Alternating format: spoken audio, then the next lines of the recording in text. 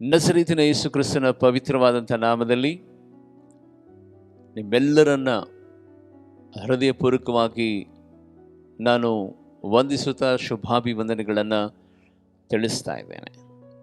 ಈಗಾಗಲೇ ಬಿಡುಗಡೆಯಾಗಿರುವಂಥ ಹೆದರದಿರು ನನ್ನ ಮನವೇ ಮಿಟ್ಲೆ ಎನ್ನುವಂಥ ಈ ಹಾಡು ಸಾವಿರಾರು ಜನರ ಹೃದಯದಲ್ಲಿ ಈಗಾಗಲೇ ಅದು ಧ್ವನಿಸ್ತಾ ಇದೆ. ಆ ಹಾಡುಗಳನ್ನು ಭಯಭಕ್ತಿಯಿಂದ ಅನೇಕರು ಆರಾಧನೆ ಮಾಡ್ತಾ ಇದ್ದೀರಿ. ದೇವರು ಆ ಹಾಡುಗಳ ಮೂಲಕವಾಗಿ ನಿಮ್ಮನ್ನು ಬಲಪಡಿಸಲಿ. ಈ ವಿಶೇಷವಾದಂಥ ಹಾಡುಗಳು ಇನ್ನೂ ಅನೇಕ ಹಾಡು ವಿಡಿಯೋ ಆಗಿ ಬರಬೇಕೆಂಬುದಾಗಿ ಕರ್ತನ ಸನ್ನಿಧಾನದಲ್ಲಿ ಪ್ರಾರ್ಥನೆ ಮಾಡಿರಿ. ಇದೇ ಭಾನುವಾರ ತುಂಬ ಬೇಸಿಗೆ ಇರುವ ಕಾರಣ, ಬಿಸಿಲಿರುವ ಕಾರಣ ತುಮಕೂರು ಆರಾಧನೆಯನ್ನು ಸರಿಯಾಗಿ 8 ಗಂಟೆಯಿಂದ ಪ್ರಾರಂಭ ಮಾಡಿ 11 ಗಂಟೆಗೆ ನಾವು ಮುಗಿಸಲಿಕ್ಕಿದ್ದೇವೆ. 8 ಗಂಟೆಯಿಂದ ಪ್ರಾರಂಭ ಮಾಡಿ 11 ಗಂಟೆಗೆ ನಾವು ಮುಗಿಸಲಿಕ್ಕಿದ್ದೇವೆ. ಪ್ರತಿಯೊಬ್ಬ ಆತ್ಮೀಯ ದೇವಜನರು ಸರಿಯಾದ ಸಮಯಕ್ಕೆ 8 ಗಂಟೆಗೆ ನೀವು ಸಿದ್ಧರಾಗಿರ್ರಿ. ದೇವರ ಮಂದಿರಕ್ಕೆ ಓಡೋಡಿ ಬನ್ನಿರಿ. 11 ಗಂಟೆಗೆ ಆರಾಧನೆ ಮುಗಿಯುತ್ತದೆ. ಯಾಕೆಂದರೆ ಬಹಳ ಭೀಕರವಾದಂಥ ಬಿಸಿಲಿರೋದರಿಂದ ಆ ಬಿಸಿಲಿನಲ್ಲಿ ಪ್ರಯಾಣ ಮಾಡೋದು ತುಂಬ ಕಷ್ಟಕರವಾಗಿರ್ತದೆ. ತಪ್ಪದ ರೀತಿಯಲ್ಲಿ ಈ ಭಾನುವಾರ ಬನ್ನಿರಿ. ಬರುವ ವಾರ ಶುಕ್ರವಾರ ಅಂದರೆ 3ನೇ ತಾರೀಕು, 4ನೇ ತಾರೀಕು, 5ನೇ ತಾರೀಕು ದೇವ ಮಂದಿರದಲ್ಲಿ ಉಪವಾಸ ಪ್ರಾರ್ಥನೆ ಇರುವಂಥದ್ದಾಗಿದೆ. ಗುಡ್ ಫ್ರೈಡೇ ಮತ್ತು ಪುನರುತ್ಥಾನದ ಆರಾಧನೆ. ಈ ಆರಾಧನೆಯಲ್ಲಿ ನಿಮ್ಮ ಕುಟುಂಬದವರು ಅಷ್ಟೇ ಅಲ್ಲ, ನಿಮ್ಮ ಸ್ನೇಹಿತರೊಟ್ಟಿಗೆ ಬನ್ನಿರಿ. ಬೆಂಗಳೂರಿನಲ್ಲಿ ಸದಾ ಈ ವಿಶೇಷವಾದಂಥ ಗುಡ್ ಫ್ರೈಡೇ ಮತ್ತು ಪುನರುತ್ಥಾನದ ಈ 3 ದಿನದ ಆರಾಧನೆ ನಡೆಯಲಿಕ್ಕಿದೆ.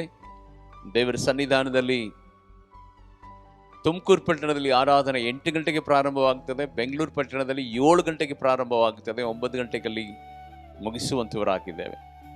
ಬೆಂಗಳೂರಿಗೂ ಮತ್ತು ತುಮಕೂರಿಗೆ ಹತ್ತಿರದಲ್ಲಿರುವಂಥ ಯಾವುದೇ ತಾಲೂಕುವಾರು ಅಥವಾ ಹೋಬಳಿ ಮಟ್ಟದಲ್ಲಿ ಯಾವುದೇ ವಿಧವಾದಂಥ ಸಭೆಗೆ ಹೋಗದಿರುವಂಥ ದೇವರ ಮಕ್ಕಳನ್ನು ಯೇಸುವಿನ ನಾಮದಲ್ಲಿ ನಾವು ಆಹ್ವಾನಿಸ್ತಾ ಇದ್ದೇವೆ. ಬನ್ನಿರಿ, ನಿಮ್ಮ ಆತ್ಮಿಕತೆ ಅಭಿವೃದ್ಧಿಗೋಸ್ಕರವಾಗಿ ಸತ್ಯಾರ್ಥವನ್ನು ತಿಳಿದುಕೊಂಡು ಕರ್ತನ ನಾಮವನ್ನು ನಾವೆಲ್ಲರೂ ಸದಾ ಘನಪಡಿಸುವಂತರಾಗೋಣ.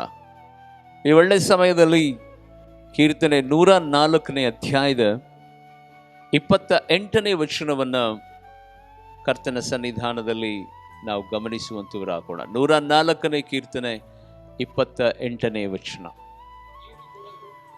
ನೀನು ಕೊಡಲು ಅವು ತೆಗೆದುಕೊಳ್ಳುತ್ತವೆ, ನೀನು ಕೈ ತೆರೆಯಲು ಅವು ಒಳ್ಳೆಯದನ್ನು ಹೊಂದಿ ತೃಪ್ತಿಗೊಳ್ಳುತ್ತವೆ. ನೀನು ಕೊಡಲು ಅವು ಒಳ್ಳೆಯದನ್ನು ಹೊಂದಿ ತೃಪ್ತಿಗೊಳ್ಳುತ್ತವೆ. ನೀನು ಕೊಡಲು ಅವು ಒಳ್ಳೆಯದನ್ನು ಹೊಂದಿ ತೃಪ್ತಿಗೊಳ್ಳುತ್ತವೆ. ಯೇಸುವಿನ ನಾಮದಲ್ಲಿ ದೇವರು ಕೊಡುವುದಾದರೆ ತೃಪ್ತಿಯಾಗಿ ಕೊಡುವಂಥವನಾಗಿದ್ದಾನೆ. ತೃಪ್ತಿಯಾಗಿ ಕೊಡುವಂಥವನಾಗಿದ್ದಾನೆ. ಯಾಕೆಂತ ಹೇಳಿದರೆ, ನಾನು ಆರಾಧಿಸುವಂಥ ದೇವರು ಕೊರತೆಯನ್ನೋ ಇಕ್ಕಟ್ಟನ್ನೋ ತಡೆಗಳನ್ನು ತಂದೊಡ್ಡಿ ನಮ್ಮನ್ನ ಬಾಧಿಸುವಂಥ ದೇವರು ನಮ್ಮ ದೇವರಲ್ಲ. ನಮ್ಮ ದೇವರು ಆತನು ತನ್ನ ಕೈಯನ್ನು ತೆರೆದರೆ, ಆತನು ತನ್ನ ಪರಲೋಕವನ್ನು ತೆರೆದರೆ ಆತನು ಒಳ್ಳೆಯದನ್ನೇ ಕೊಡುವಂಥವನಾಗಿದ್ದಾನೆ. ಆತನು ಕೊಡುವುದಾದರೆ ತೃಪ್ತಿಯಾಗಿ ಕೊಡುವಂಥವನಾಗಿದ್ದಾನೆ. ಆದರೆ ಪ್ರೀತಿಯುಳ್ಳ ದೇವಜನರೇ, ಆ ತೃಪ್ತಿಯಾಗಿ ಕೊಡುವಂಥ ಅಧಿಕಾರ ಆತನಿಗೆ ಮಾತ್ರ ಇರುವಂಥದ್ದಾಗಿದೆ. ಆತನಿಗೆ ಮಾತ್ರ ಇರುವಂಥದ್ದಾಗಿದೆ. ಆತನು ಕೊಡುವಂಥ ಸಂದರ್ಭದಲ್ಲಿ ನಮ್ಮ ಆತ್ಮಿಕತೆ ಮಟ್ಟವನ್ನು, ಭಯಭಕ್ತಿಯನ್ನು, ವಿಶೇಷವಾಗಿ ಆತನ ಸನ್ನಿಧಾನದಲ್ಲಿ ಬದುಕುವಂಥ ರೀತಿಯನ್ನು ನೋಡಿ ನಮ್ಮನ್ನು ತೃಪ್ತಿಯಾಗಿ ಆತನು ಆಶೀರ್ವಾದ ಮಾಡುವಂಥ ದೇವರು, ತೃಪ್ತಿಯಾಗಿ ನಮ್ಮನ್ನು ಕೊಡುವಂಥ ದೇವರು ಆತನಾಗಿದ್ದಾನೆ. ಇವತ್ತು ಅನೇಕರ ಜೀವಿತವನ್ನು ಗಮನಿಸುವಂತ ಸಂದರ್ಭದಲ್ಲಿ ಎಲ್ಲ ಮಂಡಲಗಳಲ್ಲಿ ಕೊರತೆ, ಎಲ್ಲ ಮಂಡಲಗಳಲ್ಲಿ ಕಣ್ಣೀರು, ಎಲ್ಲ ಮಂಡಲಗಳಲ್ಲಿ ಅಪಹಾಸ್ಯ, ಎಲ್ಲ ಕಾರ್ಯಗಳಲ್ಲಿ ದುಃಖ, ವೇದನೆ.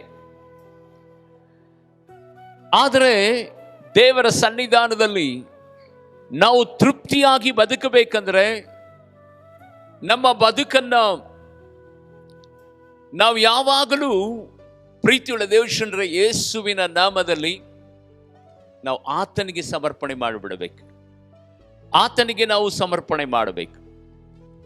ಯಾಕೆಂತ ಹೇಳಿದರೆ ಬೈಬಲಲ್ಲಿ ನಾವು ನೋಡುವಂತವರಾಗಿದ್ದೇವೆ. ಯೆರೆಮೀಯ ಪ್ರವಾದನೆ ಗ್ರಂಥದಲ್ಲಿ 31ನೇ ಅಧ್ಯಾಯದ 14ನೇ ವಚನವನ್ನು ಗಮನಿಸುವಂತ ಸಂದರ್ಭದಲ್ಲಿ ದೇವರು ಯಾವ ರೀತಿಯಾಗಿ ತನ್ನ ಮಕ್ಕಳಿಗೆ ತೃಪ್ತಿಯಾಗಿ ಅನುಗ್ರಹಿಸ್ತಾನೆ ಎಂಬುದಾಗಿ ಆ ವಚನ ಸ್ಪಷ್ಟಪಡಿಸ್ತದೆ. ಯಾಜಕರನ್ನು ಯಾವ್ದರಿಂದ? ಮೃಷ್ಟಾನ್ನ ಭೋಜನದಿಂದ, ಮೃಷ್ಟ ಭೋಜನದಿಂದ ತಂಪುಗೊಳಿಸುವೆನು. ನಾನು ಅನುಗ್ರಹಿಸುವಂತಹ ಮೇಲುಗಳನ್ನ ನನ್ನ ಜನರು ಸಮೃದ್ಧಿಯಾಗಿ ಅನುಭವಿಸುವರು. ಇದು ಯೆಹೋವನ ನುಡಿ. ಇಲ್ಲಿ ನೋಡ್ತಾ ಇದ್ದೇವೆ ಪ್ರೀತಿಯುಳ್ಳ ದೇವಜನರೇ, ಮೃಷ್ಟಾನ್ನ ಭೋಜನ ತಂಪಾಗಿ ಕೊಡುತ್ತಾನಂತೆ, ಸಮೃದ್ಧಿ ಭರಿತವಾಗಿ ದೇವರು ಅನುಗ್ರಹಿಸ್ತಾನಂತೆ. ಸಮೃದ್ಧಿ ಭರಿತವಾಗಿ ದೇವರು ಅನುಗ್ರಹಿಸ್ತಾನೆ.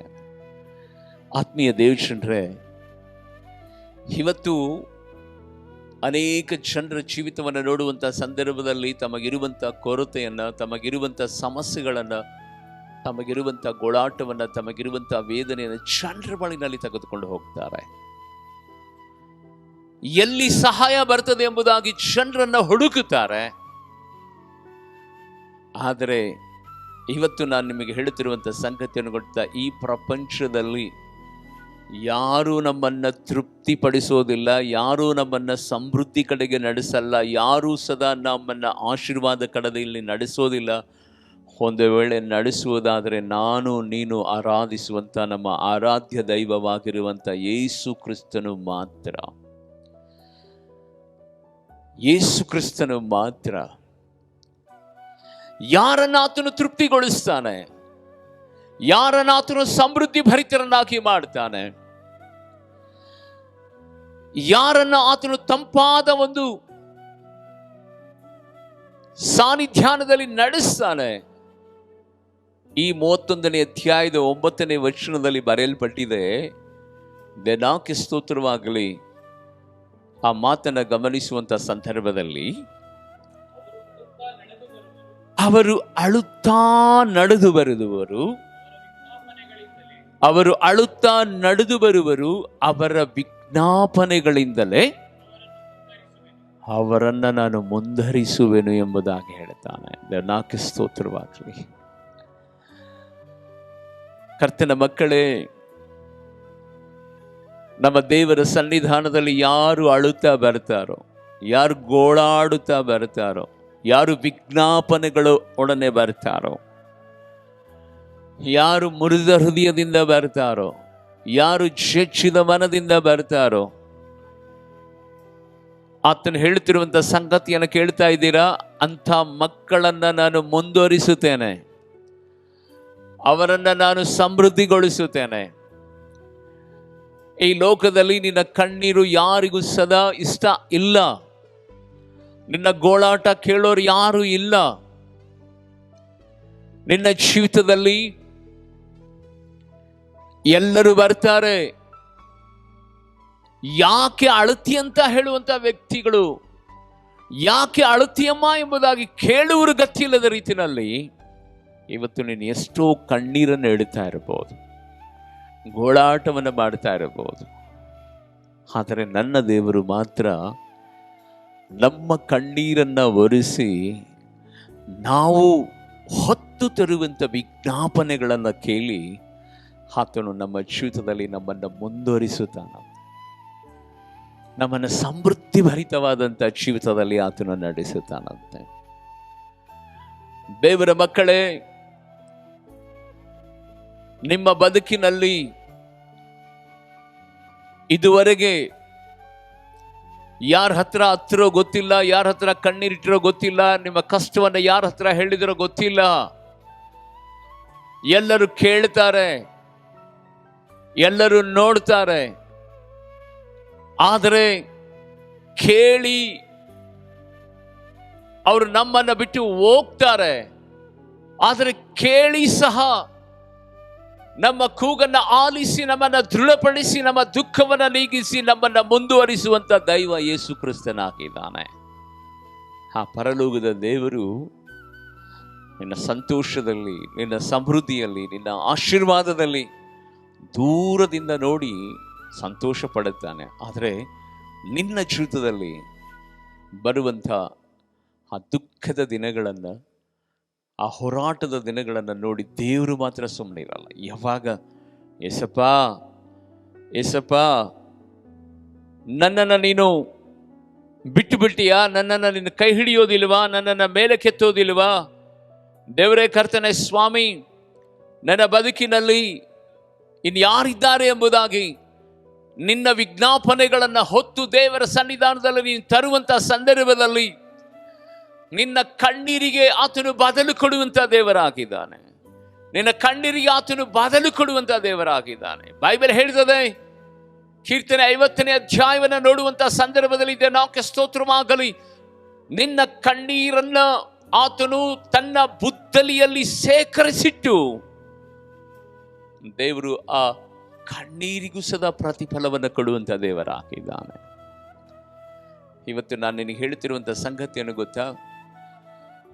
ಈ ಲೋಕದಲ್ಲಿ ನಿನ್ನ ಕಣ್ಣೀರಿಗೆ ಯಾರು ಬೆಲೆ ಕೊಡ್ತಾರೋ ಇಲ್ಲ ಗೊತ್ತಿಲ್ಲ, ನಿನ್ನ ಕಣ್ಣೀರನ್ನು ನೋಡಿ ಯಾರು ಅಪಹಾಸ್ಯ ಮಾಡ್ತಾರೋ ಗೊತ್ತಿಲ್ಲ. ಆದರೆ ನಿನ್ನ ಕಣ್ಣೀರನ್ನೇ ಸೇಕರಿಸಿಡುವುದಕ್ಕಾಗಿ ಪರಲೋಕದಲ್ಲಿರುವಂಥ ದೇವರು ಒಂದು ಬಾಟ್ಲನ್ನು ಇಟ್ಕೊಂಡಿದ್ದ. ನಿನ್ನ ಬಾಟ್ಲು ಅಂದರೆ ಆ ಕಣ್ಣೀರು ಸೇಕರಿಸಿರುವಂಥ ಆ ಬಾಟ್ಲು ಇದೆಲ್ಲ ಭೂಲೋಕದಲ್ಲಿ ಇಲ್ಲ, ಅದು ಪರಲೋಕದಲ್ಲಿ ಇರುವಂಥದ್ದಾಗಿದೆ. ಪರಲೋಕದಲ್ಲಿ ಇರುವಂಥದ್ದಾಗಿದೆ. ಯಾಕೆಂತ ಹೇಳಿದರೆ ಪ್ರೀತಿಯುಳ್ಳ ದೇವಶ್ರೇ, ಪ್ರತಿಯೊಂದು ಕಣ್ಣೀರನ್ನು ತನ್ನ ಬುದ್ದಲಿಯಲ್ಲಿ ಸೇಕರಿಸಿಟ್ಟುಕೊಂಡು ಬೈಬಲ್ ಘೋಷಿಸ್ತದೆ, ಈ ಲೋಕದಲ್ಲಿ ನಮಗೆ ಯಾರು ದಿಕ್ಕಿಲ್ಲ, ಯಾರು ಆಶ್ರಯ ಇಲ್ಲ, ನಮಗೆ ಧೈರ್ಯ ಪಡಿಸೋದಿಲ್ಲ, ನಮಗೆ ಯಾರು ಆಧಾರವಾಗಿರೋದಿಲ್ಲ, ನಮ್ಮನ್ನು ಯಾರು ಸದಾ ನಮ್ಮ ಕಣ್ಣೀರನ್ನು ಒರೆಸೋದಿಲ್ಲ ಎಂಬುದಾಗಿನೇ ಯೇಸು ಸ್ವಾಮಿ ಪರಲೋಕದಲ್ಲಿ ಆ ಬುದ್ದಲಿ ಅಂದರೆ ಆ ಬಾಟಲನ್ನು ಇಟ್ಟುಕೊಂಡು ಒಂದೊಂದು ಕಣ್ಣೀರು ಯಾವುದಕ್ಕಾಗಿ ನೀನು ವಿಜ್ಞಾಪನೆ ಮಾಡಿದೆಯೋ, ಯಾವುದಕ್ಕಾಗಿ ಗೋಳಾಡಿದೆಯೋ, ಯಾವುದಕ್ಕಾಗಿ ನಿನ್ನ ಜೀವಿತದಲ್ಲಿ ನೀನು ಅಂಕಲಾಚಿ ಬೇಡಿದೆಯೋ, ಪ್ರತಿಯೊಂದಕ್ಕೂ ಸದಾ ಪ್ರತಿಫಲವನ್ನು ಕೊಡುತ್ತಾನೆ, ಪ್ರತಿಫಲವನ್ನು ಕೊಡುತ್ತಾನೆ. ಪ್ರೀತಿಯುಳ್ಳ ದೇವಶ್ರೇ, ಅನೇಕ ಸಂದರ್ಭದಲ್ಲಿ ನಮ್ಮ ಸ್ವಂತದವರೇ ನಮಗೆ ಮೋಸ ಮಾಡಿ ನಮಗೆ ಕಣ್ಣೀರು ತರ್ತಾರೆ. ನಮ್ಮ ಜೊತೆಯಲ್ಲಿ ಇರುವಂಥವರೇ ನಮಗೆ ದ್ರೋಹ ಮಾಡಿ ನಮಗೆ ದುಃಖವನ್ನು ತರ್ತಾರೆ. ನಮ್ಮ ಕುಟುಂಬಸ್ಥರೇ ನಮಗೆ ವಂಚನೆ ಮಾಡಿ ನಾವು ಕಣ್ಣೀರಿನಲ್ಲಿ ಇರುವ ಹಾಗೆ ಮಾಡುತ್ತಾರೆ. ಆದರೆ ಇವತ್ತು ದೇವರು ನಿನ್ನ ಸಂಗಡ ಮಾತನಾಡುತ್ತಾ ಇದ್ದಾನೆ. ಏನು ಗೊತ್ತಾ? ಸಂಜೆ ವೇಳೆಗೆ ದುಃಖವೆಂಬುದು ನಿನ್ನ ಗುಡಾರದಲ್ಲಿ ಇಳಿದುಕೊಳ್ಳುವುದಾದರೂ ಉದಯ ಕಾಲದಲ್ಲಿ ನಾನು ಹರ್ಷಧ್ವನಿಯನ್ನು ಕೊಡುವ ದೇವರಾಗಿದ್ದೇನೆ. ಸಂಜೆ ವೇಳೆಯಲ್ಲಿ ನಿನಗೆ ಕಣ್ಣೀರು ಇರುವುದಾದರೂ ಉದಯ ಕಾಲದಲ್ಲಿ ಹರ್ಷ ಉಲ್ಲಾಸವನ್ನು ನಾನು ಕೊಡುವಂಥ ದೇವರಾಗಿದೆ. ಸೌಲು ದಾವೀದನನ್ನು ಪ್ರೀತಿಸಬೇಕಾಗಿತ್ತು. ಯಾಕೆಂತ ಹೇಳಿದರೆ ತನ್ನ ಸ್ವಂತ ಮಗಳಾಗಿರುವಂಥ ಮೀಕಾಳಗೆ ಅವನನ್ನು ಕೊಟ್ಟು ಮದುವೆ ಮಾಡಿಸುವಂತ ಒಂದು ಸಂದರ್ಭದಲ್ಲಿ ಅವನು ಹೀಗೆ ಯೋಚನೆ ಮಾಡಬೇಕಾಗಿತ್ತು. ಏನೆಂದರೆ, ಮುಂದೆ ಈ ಆಸ್ಥಾನದಲ್ಲಿ ನನ್ನ ಮಗಳಿಗೆ ಇವತ್ತಿನ ಯಜಮಾನನಾಗಿದ್ದುಕೊಂಡು ಈ ರಾಜ್ಯವನ್ನು ಆಳ್ವಿಕೆ ಮಾಡುವಂತ ಈ ದಾವೀದ ಮುಂದೆ ನನಗೆ ಮಗನ ರೀತಿಯಲ್ಲಿ ನನ್ನ ನೋಡಿಕೊಳ್ಳಬೇಕೆಂಬುದಾಗಿ ಅಂದುಕೊಂಡು ಅವನನ್ನು ಪ್ರೀತಿ ಮಾಡಬೇಕಾಗಿತ್ತು. ಆದರೆ ಏನ್ ಮಾಡ್ತಾನೆ ಗೊತ್ತಾ? ದಾವೀದನನ್ನ ಶತ್ರುವಾಗಿ ನೋಡ್ತಾನೆ, ಶತ್ರುವಾಗಿ ನೋಡ್ತಾನೆ. ಎಂಥ ಅನ್ಯಾಯ ಮಾಡ್ತಾನೆ ಗೊತ್ತಾ ದಾವೀದನಿಗೆ? ಆಲ್ರೆಡಿ ಅವನ ಮೇಲೆ ತನ್ನ ಕೋಪ ಎಷ್ಟಿತ್ತು ಅಂತ ನೆನೆಸುವಾಗ ಅವನ ಪ್ರಾಣಕ್ಕೆ ಬೆಲೆ ಕಟ್ಟಿ ಅವನು ತಲೆ ತೆಗೆಯುವಂತಹ ವ್ಯಕ್ತಿಗಳಿಗೆ ಬಹುಮಾನವನ್ನ ಘೋಷಣೆ ಮಾಡುತ್ತಾನೆ. ಹೇಗೋ ಮೀಕಾಳು ಏನು ಮಾಡ್ತಾಳೆ ಗೊತ್ತಾ? ತನ್ನ ತಂದೆ ಮಾಡುತ್ತಿರುವಂತ ಈ ಯೋಚನೆಯನ್ನ ದಾವೀದನಿಗೆ ಹೇಳುತ್ತಾಳೆ. ಹೇಗಿದ್ರು ಸದ ಇವನು ಮದುವೆಯಾಗುವಂತಹ ವ್ಯಕ್ತಿ ಅಲ್ವಾ, ಹೇಗಾದ್ರೂ ಮಾಡಿ ಇವನನ್ನು ಉಳಿಸಬೇಕೆಂಬುದಾಗಿ ಅವಳು ಪ್ರಯತ್ನ ಪಡ್ತಾಳೆ. ಆದರೆ ಈ ಸಂಗತಿ ಇವಳು ಮಾಡಿದಳೆಂಬುದಾಗಿ ತಿಳಿದು ಸೌಲನ್ ಏನ್ ಮಾಡ್ತಾನೆ ಗೊತ್ತಾ? ಮೀಕಾಳನ್ನ ಪಟ್ನಿಯೇಲ್ ಎನ್ನುವಂತ ಆ ಮನುಷ್ಯನಿಗೆ ಮದುವೆ ಮಾಡಿಬಿಡ್ತಾನೆ.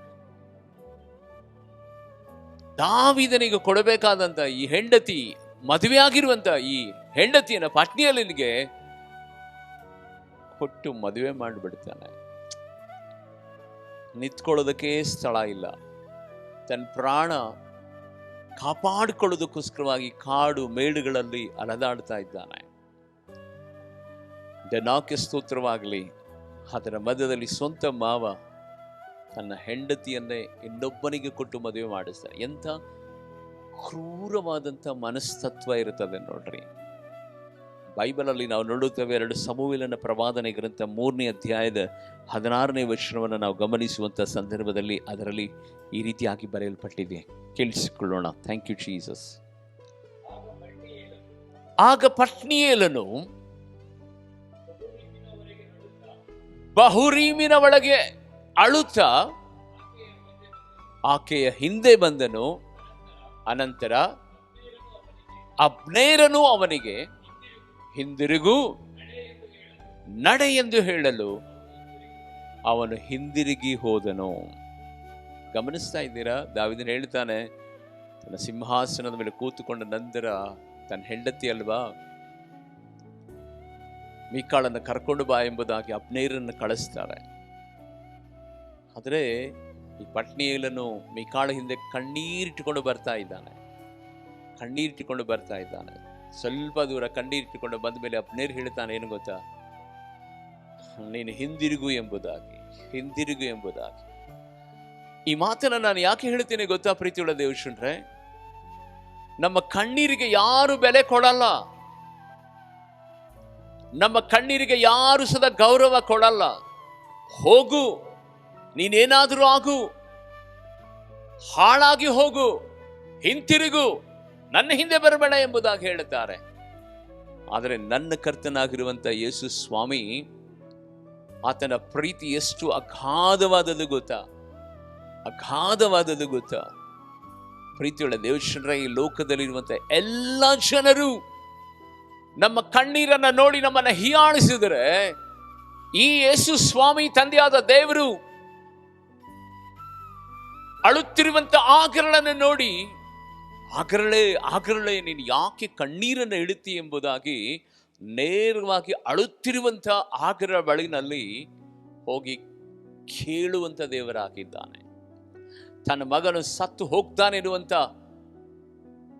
ಆ ನೋವಿನಿಂದ ತನ್ನ ಮಗನನ್ನು ದೂರ ಇಟ್ಟು ಕಣ್ಣೀರಿಡುತ್ತಿರುವಂತ ಆಗರಳ ಬಳಿನಲ್ಲಿಯೇ ತಂದೆಯಾದ ದೇವರು ಬಂದು ಹೇಳ್ತಾ ಇದ್ದಾರೆ, ಆಗರಳೆ ನೀನು ಯಾಕೆ ಕಣ್ಣೀರಿಡುತ್ತಿ? ಆಗರಳಿಗೆ ಒಂದು ಅನಿಸಿದ್ರೆ ಏನು ಗೊತ್ತಾ? ನಾನು ಯಾಕೆ ನನ್ನ ಗಂಡನೆದುರಿಗಳ್ಳಿ? ಯಾಕೆ ನನ್ನ ಅಕ್ಕನಾಗಿರುವಂತ ಸಾರಾಳ ಮುಂಭಾಗದಲ್ಲಿ ಅಳ್ಳಿ? ನನ್ನ ಅಳು, ನನ್ನ ಕಣ್ಣೀರು ಯಾರು ನೋಡಬಾರದು ಎಂಬುದಾಗಿ, ನನ್ನ ದುಃಖ ಯಾರು ನೋಡಬಾರದು ಎಂಬುದಾಗಿ ಪ್ರೀತಿಯುಳ್ಳ ದೇವಶಂಟ್ರೆ ಒಬ್ಬಂಟಿಗಳಾಗಿ ಅರಣ್ಯಕ್ಕೆ ಹೋಗ್ತಾಳೆ. ಅರಣ್ಯದಲ್ಲಿ ಒಬ್ಬಂಟಿಗಳಾಗಿ ಅಳುತ್ತಿರುವಾಗ ದೇವರು ಅವಳನ್ನು ಕುರಿತು ಹೇಳ್ತಾ ಇದ್ದಾನೆ, ಆಗರಳೆ ಯಾಕೆ ಕಣ್ಣೀರನ್ನು ಇಡುತ್ತಾ ಇದೆ?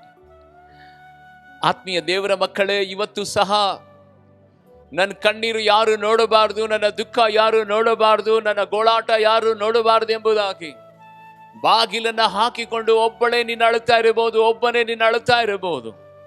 ಕೆಲವರ ಅಳು ಹೇಗಿರ್ತದೆ ಗೊತ್ತಾ? ನಾಕೆ ಸ್ತೋತ್ರವಾಗಲಿ. ಮಳೆ ಬಂದಾಗ ಅಳುತ್ತಾರೆ, ಯಾಕಂದ್ರೆ ಕಣ್ಣೀರು ಸುರಿಸೋದು ಯಾರು ನೋಡಬಾರದು ಎಂಬುದಾಗಿ. ಕೆಲವರ ಕಣ್ಣೀರು ಹೇಗಿರ್ತದೆ ಗೊತ್ತಾ? ಬಾಗಿಲನ್ನ ಹಾಕಿಕೊಂಡು ನಲ್ಲಿ ಟ್ಯಾಪ್ ಅನ್ನ ಓಪನ್ ಮಾಡಿಕೊಂಡು ಆ ಶಬ್ದದ ಮಧ್ಯದಲ್ಲಿ ಅಳ್ತಾ ಇದ್ದಾರೆ. ಎಷ್ಟೋ ಮಕ್ಕಳನ್ನು ನೋಡುವಂತಹ ಸಂದರ್ಭದಲ್ಲಿ ನನ್ನ ದುಃಖ, ನನ್ನ ಕಣ್ಣೀರು ಯಾರು ನೋಡಬಾರದು ಎಂಬುದಾಗಿ ಶಬ್ದವನ್ನ, ದೊಡ್ಡ ದೊಡ್ಡ ಮ್ಯೂಸಿಕ್ ಅನ್ನು ಹಾಕಿಕೊಂಡು ಅಳುತ್ತಿದ್ದಾರೆ. ದೇವನಾಕ್ಕೆ ಸ್ತೋತ್ರವಾಗಲಿ.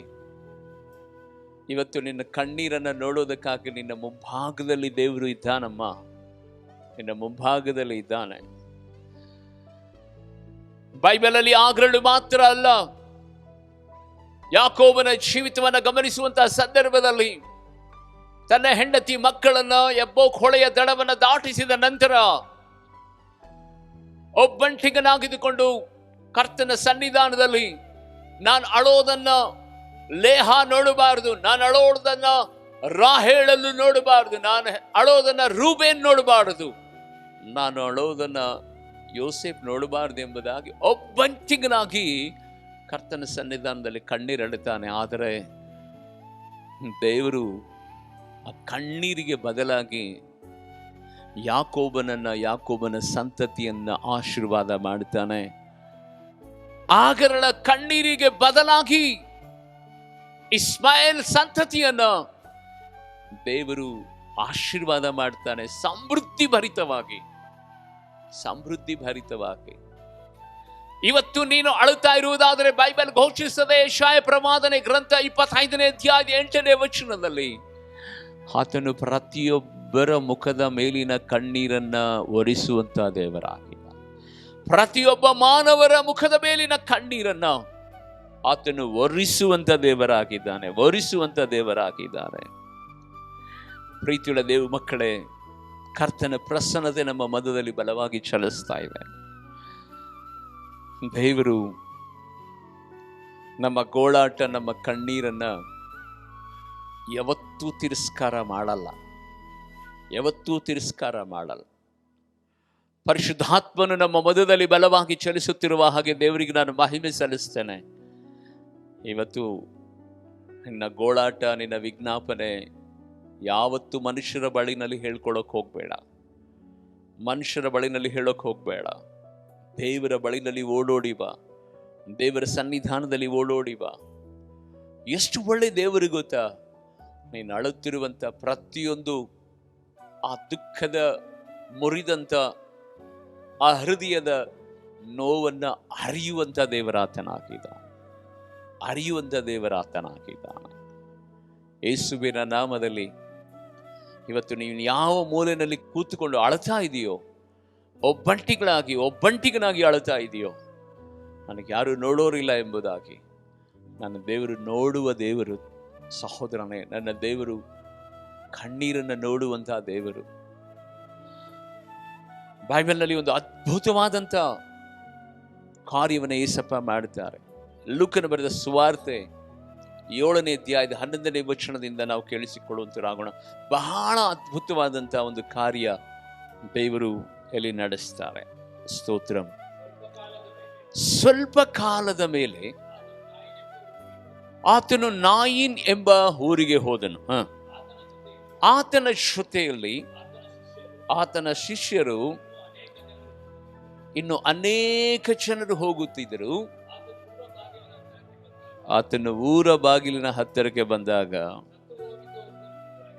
ಸತ್ತು ಹೋಗಿದ್ದ ಒಬ್ಬನನ್ನು ಹೊರಗಡೆ ಕರೆತರ್ತಾ ಇದ್ರು. ಅವನ ತಾಯಿಗೆ ಒಬ್ಬನೇ ಮಗನು, ಆಕೆ ಗಂಡ ಸತ್ತವಳಾಗಿದ್ದಳು. ಗ್ರಾಮಸ್ಥರು ಅನೇಕರಿದ್ದರು.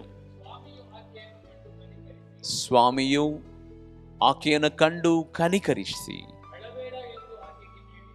ಅಳಬೇಡ ಎಂದು ಆಕೆಗೆ ಹೇಳಿ ಚಟ್ಟದ ಹತ್ತಿರಕ್ಕೆ ಹೋಗಿ ಅದನ್ನು ಮುಟ್ಟಲು ಹೊತ್ತುಕೊಂಡವರು ನಿಂತರು. ಆಗ ಆತನು, ಯವನಸ್ಥನೇ ಏಳು ಎಂದು ನಿನಗೆ ಹೇಳುತ್ತೇನೆ ಅಂದನು.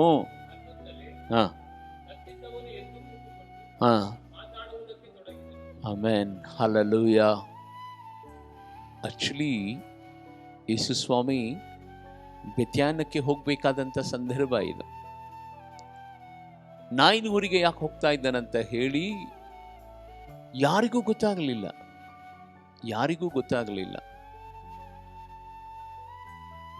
ಆತ್ಮೀಯ ದೇವಶನ್ರೆ, ಅನೇಕ ಸಂದರ್ಭಗಳಲ್ಲಿ ದೇವರ ಆಲೋಚನೆಗಳು, ದೇವರ ಕ್ರಿಯೆ, ದೇವರ ಮಾಡುವಂತ ಕಾರ್ಯಗಳು ಮನುಷ್ಯನಿಗೆ ಅರ್ಥವಾಗೋದಿಲ್ಲ. ತನ್ನ ಶಿಷ್ಯರು ಜೊತೆಗೂಡಿ ಬೆಥಾನಕ್ಕೆ ಹೋಗ್ಬೇಕಾಗಿತ್ತಲ್ವಾ? ಆದ್ರೆ ಯಾಕೆ ನಾಯಿನ್ ಎಂಬ ಪಟ್ಟಣಕ್ಕೆ ಈತನು ಹಾದು ಬರ್ತಾ ಇದ್ದಾನೆ?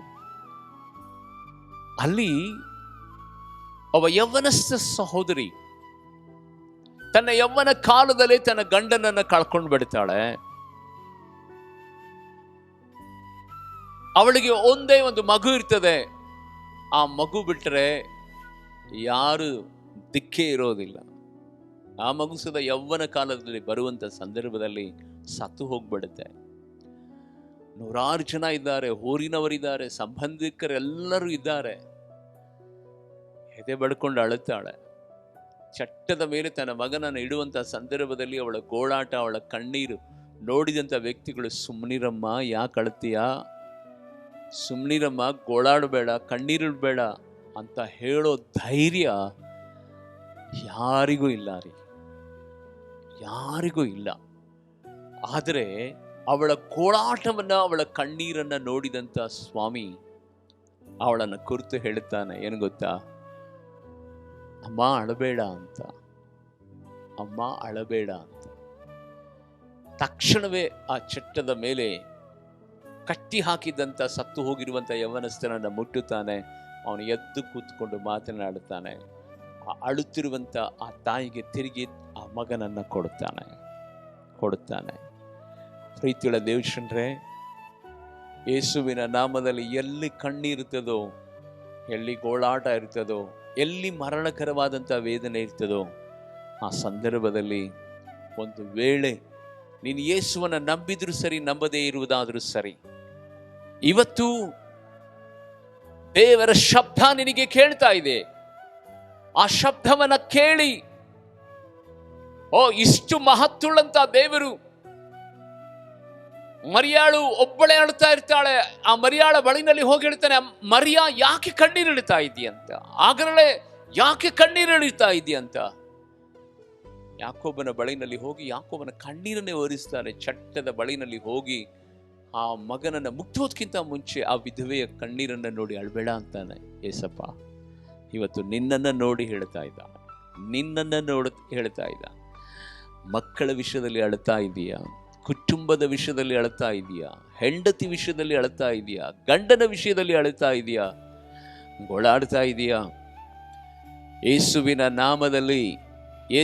ನಾಮದಲ್ಲಿ ಈಗಲೇ ನಿನ್ನ ಗೋಳಾಟ, ನಿನ್ನ ಕಣ್ಣೀರು, ನಿನ್ನ ವಿಜ್ಞಾಪನೆಗಳು, ನಿನ್ನ ಮನವಿಗಳು ದೇವರ ಕಡೆಗೆ ತಿರುಗಿಸಮ್ಮ, ದೇವರ ಕಡೆಗೆ ತಿರುಗಿಸು ಸಹೋದರ.